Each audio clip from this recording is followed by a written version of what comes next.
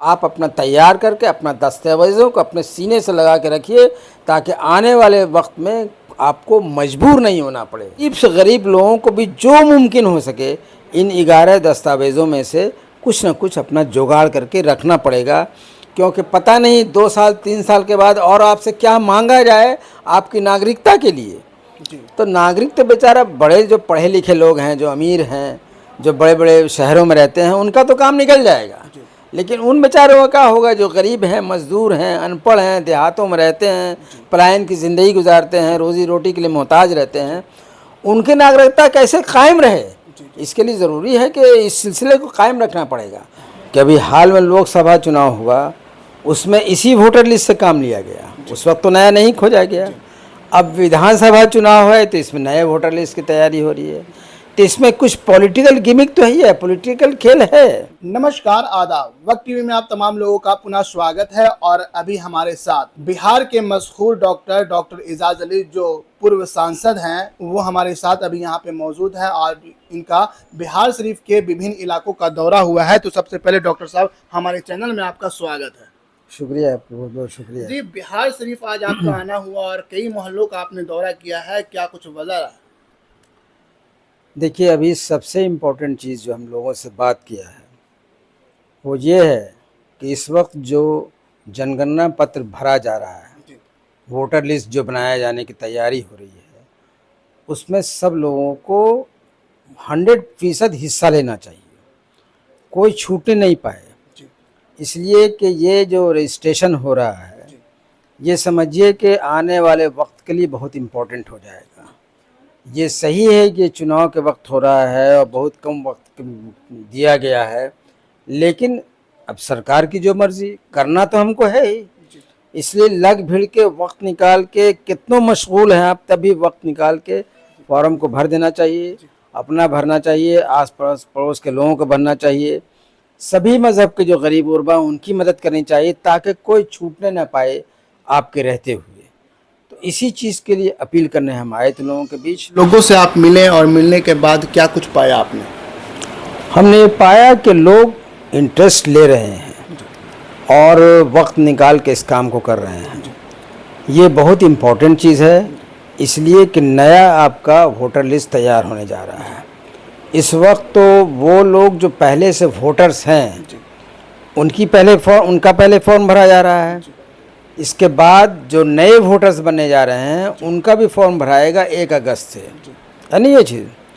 तो इसमें सबसे ज़रूरी कि सब लोगों को इंटरेस्ट लेके इस काम को कर लेना है, कोई छूटने न पाए, चाहे वो किसी मज़हब के हों, आपके पड़ोसी हैं, आपके रिश्तेदार हैं, नहीं हैं, लेकिन सबकी मदद करनी चाहिए। क्योंकि इस वोटर लिस्ट में जो छूट जाएगा और जो नए आने वाले लड़के अगर छूट गए तो फिर उनके साथ आने वाले वक्त में बहुत बुरी कहानी लिखी जाएगी। देखा जा रहा है सर कि जो कई पार्टियां हैं, जैसे आरजेडी और इंडिया गठबंधन के द्वारा रोजबंदी का जो है काफ़ी जगह पे असर दिखा। देखिए, सरकार जब कोई ऑर्डर लाती है तो विपक्ष वाले तो उसमें नुक्स निकालेंगे ही। सरकार ऑर्डर अपने समझ से लाती है, विपक्ष वाले उसको अपनी समझ से मोड़ना चाहते हैं। लेकिन बहरहाल ये चीज़ जनगणना या वोटर लिस्ट की तैयारी तो इम्पोर्टेंट है ही, होना ही चाहिए, लेकिन इसके लिए सरकार को वक्त भी देना चाहिए। चूँकि चुनाव का वक्त है और सरकार कह रही है कि 1 महीने में ये हो जाना चाहिए, फिर 1 महीने में उसका दोबारा देखा जाएगा। इस तरह से करने से लोगों में घबराहट हो जाती है। हर कोई तैयार है कि मेरा विश लिस्ट में नाम आना चाहिए, जनगणना में हमको गिना जाना चाहिए, नेशनल पॉपुलेशन रजिस्टर आवे तो उसमें भी मेरा नाम रहे, एनआरसी मान ली खुदा न खास्ता आवे तो उसमें हमको भी जगह मिल जाए। ये हर कोई चाहता है, लेकिन इसके लिए उसको वक्त देना पड़ेगा, क्योंकि हमारा समाज उतना पढ़ा लिखा है नहीं और गरीब हैं, मज़दूर हैं, ज़्यादातर तो इन्हीं की आबादी है। इनको कभी मतलब रहा नहीं, सिर्फ वोट के वक्त आए, वोट दे दिया, उसके बाद अपना काम में लग गए।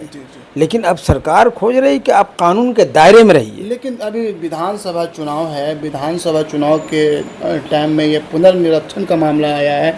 इससे कल जो है लोकसभा इंतखाब जो हुआ, चुनाव हुआ, उसमें भी इस तरह का जो है नियम तो लाना चाहिए था ना सरकार को। सर क्या कुछ लगता है? ये बात सही है कि अभी हाल में लोकसभा चुनाव हुआ, उसमें इसी वोटर लिस्ट से काम लिया गया। उस वक्त तो नया नहीं खोजा गया।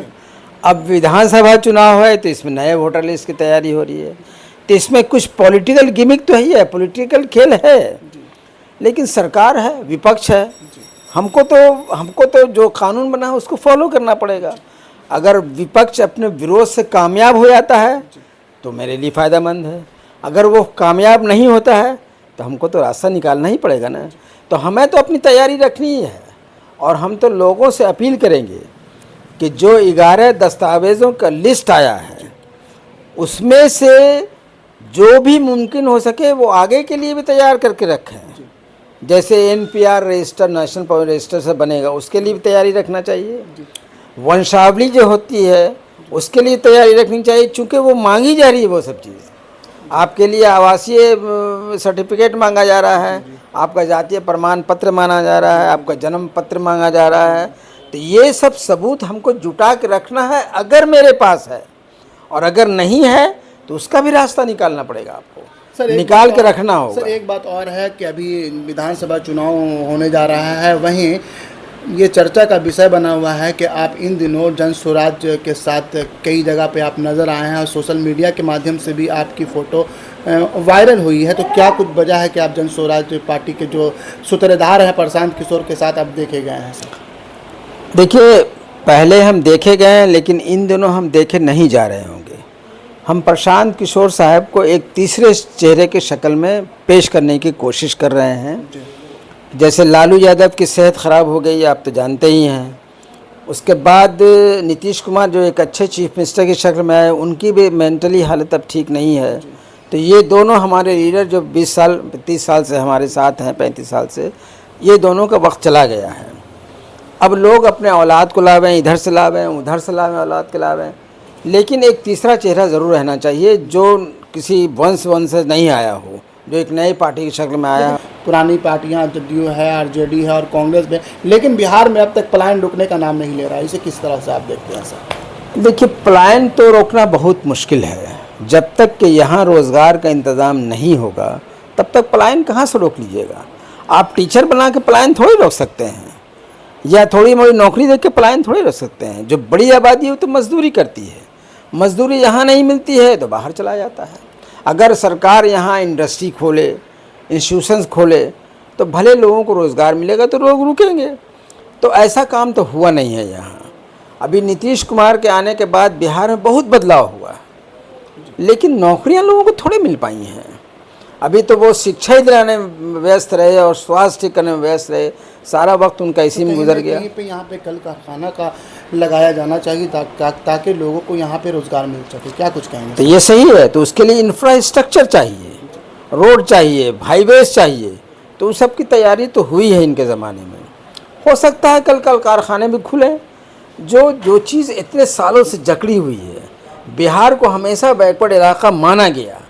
गांधी जी ने जो चंपारण से सत्याग्रह मूवमेंट शुरू किया था, वो इस वजह से कि बिहार बैकवर्ड इलाका था। लोग गांधी जी कहने पर एकदम भेड़ की तरह पीछे चल दिए, इसलिए ये कामयाब रहा। तो बैकवर्ड इलाका तो ही है, लेकिन किसी ने डेवलपमेंट नहीं कराया। नीतीश कुमार इस सोच पर चले हैं कि पहले इस इंफ्रास्ट्रक्चर को बनाया जाए, उसके बाद ही कुछ हो सकता है। यहाँ तो बालू और पानी के अलावा कुछ है ही नहीं, तो उसी हिसाब से होगा। तो सर आप पुराने सियासतदान भी हैं, तो हम आपसे ये जानना चाहेंगे कि जदयू जिस तरह से महिला आयोग का गठन की थी, उसी तरह से युवा आयोग का गठन करने की बात सामने आ रही है। तो आप सोशल मीडिया के माध्यम से भी देखा होगा, अखबारों में भी आपने देखा होगा कि जो युवा आयोग लाने की बात कही जा रही है, इसको आप किस तरह से देख रहे हैं सर?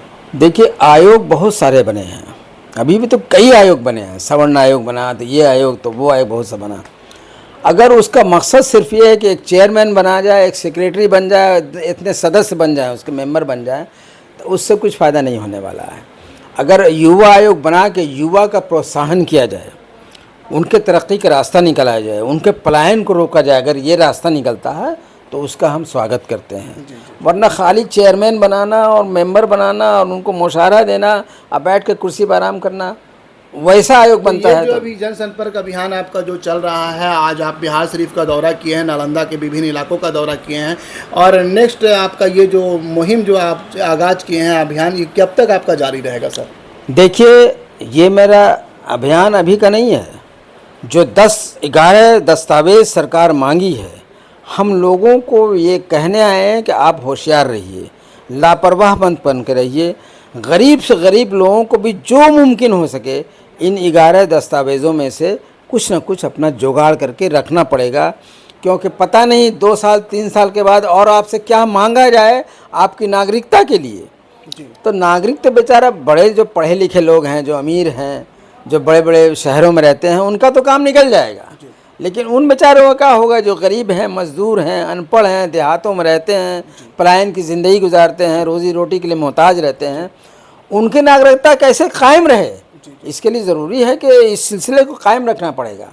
वो तो सरकार ने जो भी जिस भी नीयत से लाया हो, SIR जिस भी नीयत से लाया है, लेकिन हम गरीबों को और बेबसों को और अनपढ़ लोगों को उसने होशियार किया है कि आप आने वाले वक्त के लिए तैयार रहिए। आपसे कुछ भी 2 साल 3 साल में मांगा जा सकता है, वंशावली मांगी जा सकती है, आपका बर्थ सर्टिफिकेट मांगा जा सकता है, आपका आवासीय डोमिसाइल सर्टिफिकेट मांगा जा सकता है। तो आप अपना तैयार करके अपना दस्तावेज़ों को अपने सीने से लगा के रखिए, ताकि आने वाले वक्त में आपको मजबूर नहीं होना पड़े। तो आपने देखा हमारे साथ पूर्व सांसद डॉक्टर एजाज अली, जो पटना और बिहार के मशहूर सर्जन डॉक्टर हैं, डॉक्टर एजाज अली से हमारी बात हो रही थी और आप लोगों के बीच ये क्या कुछ मशवरा दे रहे थे। तो इसी तरह की तमाम अपडेट्स के लिए आप बने रहे हमारे साथ। कैमरा पर्सन नाजिश के साथ मैं दानिश, नालंदा।